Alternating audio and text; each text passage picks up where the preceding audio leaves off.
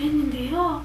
처음 1기는 정말 언어 영재들을 뽑았어요. 그러니까 영어 같은 경우에 토플 IBT 120점 만점에서 115점 정도 나온 아이들이 많이 합격한다는 말이 나올 정도로 정말 언어 영재를 뽑다 보니까 수학적인 면에서 감각이 떨어지는 친구들이 많아서 2, 3, 4기에는 선행 위주의 선행 학습이 많이 된 친구들을 뽑았거든요. 구간학까지는 선행 학습이 되어 있어야만 구술 면접을 치를 수 있다는 말이 있었습니다.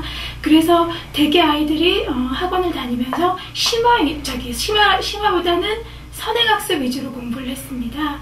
그런데 이번 5기에서는 이제 아이들이 선행을 많이 했을 때의 문제점이 드러나기 시작했고, 이번에는 선행보다는 심화학습을 많이 한 친구들이 합격할 수 있는 그런 구술 문제가 출제되었습니다. 일단 첫 번째 문제는 알파벳을 A부터 G까지 주고 나서 그걸 선대칭 도형과 점대칭 도형, 그러니까 뒤집었을 때 모양이 같은 거, 그러니까 위나 아래로 뒤집었을 때 모양이 같은 거, 그리고 옆으로 뒤집었을 때 모양이 같은 거, 이런 걸 찾는, 그러니까 어떻게 보면은 아주 기본적인 5학년 도형의 대칭 문제라고 할 수 있지만, 그걸 아이들에게 그 거울을 주고서 비춰볼 수 있도록 함으로써 아이들이 교구를 어떻게 활용하는지, 그 교구를 활용해서 답을 어떻게 유추해내는지를 직접 보면서 아이들의 수업 태도라든지 교구 활용 능력 같은 것을 집중적으로 본 것 같습니다. 1기부터 4기까지는 일단은 그러니까 아이들이 1차에서 서류 통과를 하려면 성인 3종 세트 있잖아요. 탭스라든가 토셀, 그리고 토플 점수가 월등히 정말 성인들도 따기 힘들 정도의 점수인 아이들이 1차를 통과했는데, 이번 같은 경우는 기본적으로 1등급도 아니고 3등급도 통과한다든지 심지어는 6등급인 학생까지 1차에서 합격을 한 친구들이 있었어요.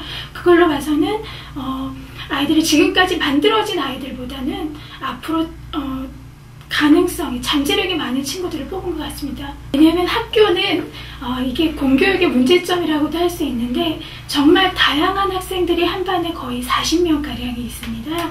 그런 아이들에게 심화학습까지 시키기는 좀 무리예요. 그래서 학교에서는 어떻게 보면 정말 기본적인 유형 익히기 정도의 공부밖에 되지 않기 때문에 아직까지 저희 우리나라 입시는 사교육을 받지 않고서는 아이들이 원하는 특목 중이나 특목고에 지원하기는 아직 불가능하다고 저는 100% 자신 있게 말씀드릴 수 있습니다.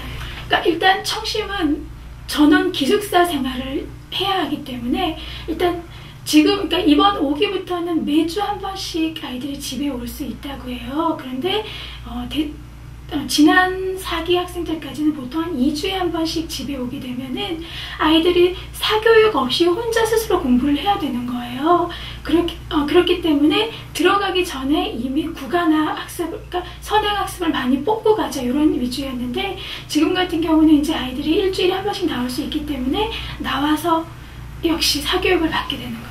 네. 청심에 이번에 제가 일반 전형 1명, 특별 전형 1명 이렇게 합격한 친구들을 아는데, 일단은 물론 이제 모든 면에서 뛰어나다기보다 가능성이 많은 아이들이에요. 그러니까 일단 청심에서 우선적으로 본 것 중에 하나가 자기 스스로 공부할 수 있는 그런 능력을 많이 봤어요. 그러니까 제가 알고 있는 두 아이들 모두 스스로, 그러니까 물론 선행학습이 안 돼 있을 때, 선행이 전혀 안 돼 있는 상태에서 그 과정을 혼자 스스로 공부한다는 게 아니라, 어떤 문제가 주어졌을 때 남에게 의존한다기보다 스스로 그 해결 답안을 찾고, 그리고 이제 해결이 안 될 경우에 선생님에게 물어보는 그런 스타일은 아이들입니다. 청심 입시를 위해서는 깊이 있는 사고력이 가능한 심화학습이 필요합니다. 그렇지만 그 일정 부분은 아이들의 선행이 요구되어지긴 하는데, 그 선행은 1년 정도가 적당할 것이라고 저희는 생각합니다. 그렇다고 선행을 한다고 해서 자격률 심화를 좀 느슨하게 할 경우에는 이후 학습에 많은 지장이 가기 때문에 부모님들의 적당한 힘 배분이 요구됩니다.